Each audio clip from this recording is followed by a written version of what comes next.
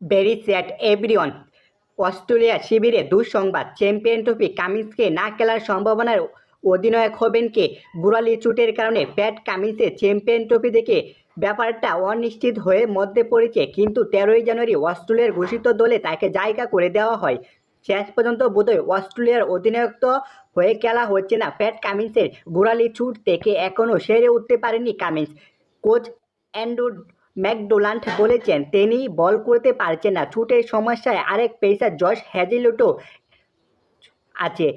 SN ক্রিকেটে McDonald বলেন কামিন্সে বল করতে পারছে না, অর্থাৎ তার আর খেলার সম্ভাবনাই নেই বেশি।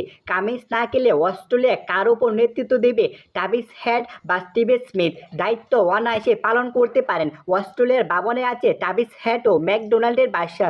তাই কামিন্স না খেললে আমাদের নতুন অধিনায়ক ঠিক করতে হবে। দল ঘোষণার সময় ট্রাভিস হেড ও স্টিভ স্মিথের সঙ্গে কথা বলেছে ম্যাকডোনাল্ড। ওদের দুইজনের মধ্যে থেকে কাউকে অধিনায়কত্ব করা হবে।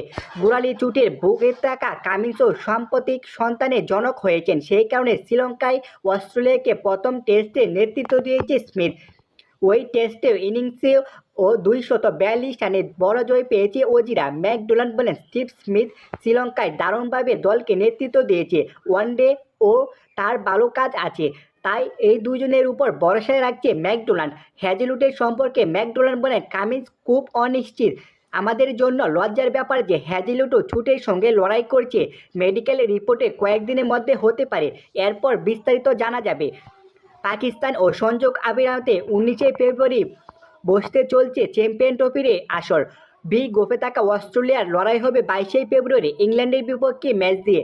তাদের অপর দুই সঙ্গী আফগানিস্তান ও দক্ষিণ আফ্রিকা। খেলাধুলার টুকরো টুকরো খবর পেতে এনসাইক্লোপিডিয়া স্পোর্টস নিউজটাকে সাবস্ক্রাইব করে আমাদের পাশেই থাকুন। ধন্যবাদ এভরিওয়ান।